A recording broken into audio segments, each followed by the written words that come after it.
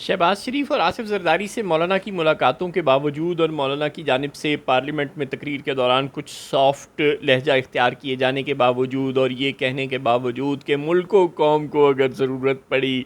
तो कोई अच्छी कानून साजी हुई तो हम उसमें ज़रूर मदद करेंगे, वरना हम बिल्कुल नहीं करेंगे। यानी कि इस तरह के कुछ सॉफ्ट किस्म का अपना इमेज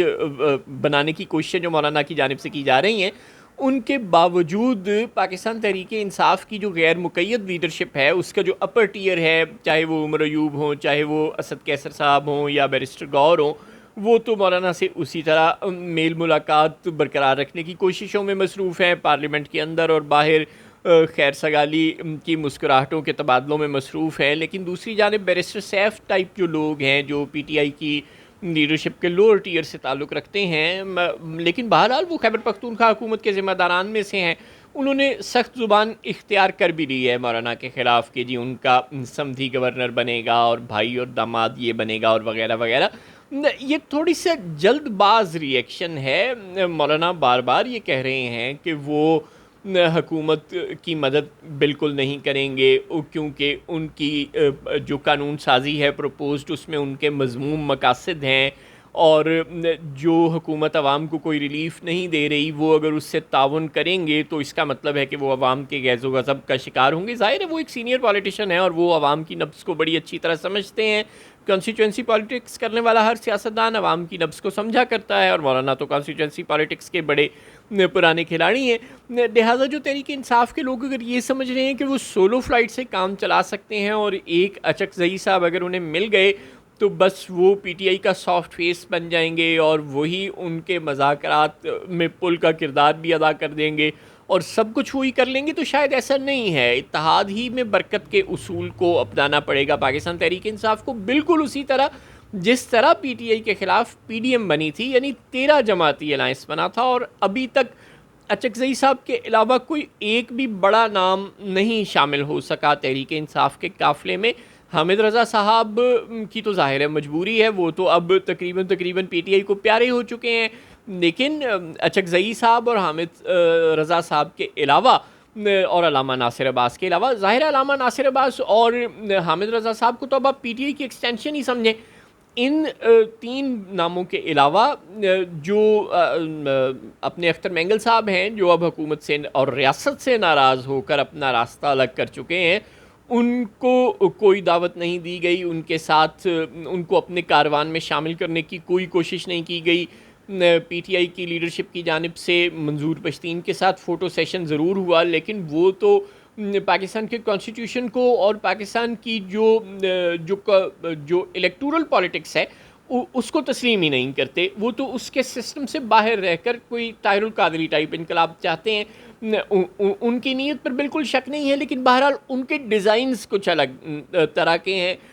बलूच यकजहती कमेटी और डॉक्टर महारंग बलूच से कोई रब्ता नहीं कर रही तहरीक इंसाफ की लीडरशिप, डॉक्टर अख्तर मैंगल साहब से कोई रब्ता नहीं कर रही। डॉक्टर मालिक टाइप लोग और एमल वली टाइप लोग जो हुकूमत से नाराज़ हैं, उनसे भी कोई रब्ता नहीं कर रही। तो अगर ग्रैंड अलायंस अपोजिशन का बनाने में कामयाब नहीं होगी पाकिस्तान तहरीक इंसाफ, और जो मौलाना जो अभी थोड़े डोल रहे हैं आधे दाएं और आधे बाएं, उनको भी मुकम्मल तौर पर अपनी तरफ लाने में कामयाब नहीं होगी, तो बहरहाल एक मैसेज यही जाएगा कि ठीक है, एक ही जमात है ना पीटीआई, तो हम इसको सिस्टम से बाहर कर देंगे तो खैर है, बाकी तो सब फिर कौमी धारे में शामिल हो ही जाएंगे। तो इसका तरीका यही था, प्रेशर ज़्यादा डालने का रियासत पर और इस्टेब्लिशमेंट पर और इस्लामाबाद पर, कि आप ज़्यादा से ज़्यादा जमातों को अपने अंदर शामिल कर लेते। जिस तरह काजी साहब के रिमार्क्स आते हैं कि नैब अमेंडमेंट केस में हमने देखा कि वो जिस तरह न्याजी करते रहे, उससे साफ जाहिर है कि कॉन्स्टिट्यूशन एवेन्यू के तमाम ताकतवर लोग, चाहे उनका ताल्लुक़ पीएम हाउस से हो, चाहे उनका ताल्लुक़ सुप्रीम कोर्ट से हो और चाहे उनका ताल्लुक़ ईसीपी से हो, वो सब के सब यही तासुर देने की कोशिश में मसरूफ़ हैं, और रावलपिंडी वाले तो बिल्कुल हैं ही हैं कि एक ही फितना और इंतशार पार्टी है तहरीक इंसाफ, और इसको अगर हम सिंगल आउट करके पॉलिटिक्स से बाहर कर देंगे तो कोई बड़ी बात नहीं, दूध से मक्खी निकालनी ही पड़ती है। लेकिन अगर आप अचकज़ई और हामिद रज़ा और अल्लामा नासिर इकबाल के साथ साथ मौलाना साहब, अख्तर मैंगल, करीमा डॉक्टर महारंग बलोच और एमल वली और इस तरह के दीगर नाराज़ एलिमेंट्स को अपने साथ मिलाने में कामयाब होते हैं और ये तासुर देने में कामयाब होते हैं कि अगर डॉक्टर खालिद मकबूल और बिलावल भुट्टो शहबाज शरीफ के काफ़िले में यानी कि रावलपिंडी के काफ़िले में सवार हैं, तो बाकी सब लोग पीटीआई के काफ़िले में सवार हैं। अगर आप ये तासुर देने में कामयाब हो जाएं, अगर आप पीडीएम की तरह 13 जमाती अलाइंस ना भी बना सकें, कुछ 7-8 जमाती अलाइंस ही बनाने में कामयाब हो जाएं,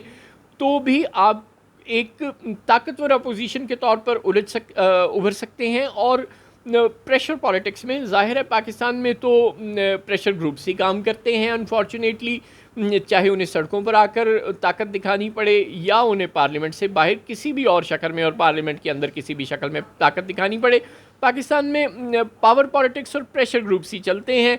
लिहाजा अगर आप एक बड़ा प्रेशर ग्रुप बनाने में नाकाम होते हैं तो फिर हो सकता है आप 10 साल बाद या 5 साल बाद अपने अज़ाइम और मकासद को हासिल कर लें, लेकिन फिर आपकी मंजिल बहरहाल दूर होती चली जाएगी, वो करीब आती नज़र नहीं आ रही।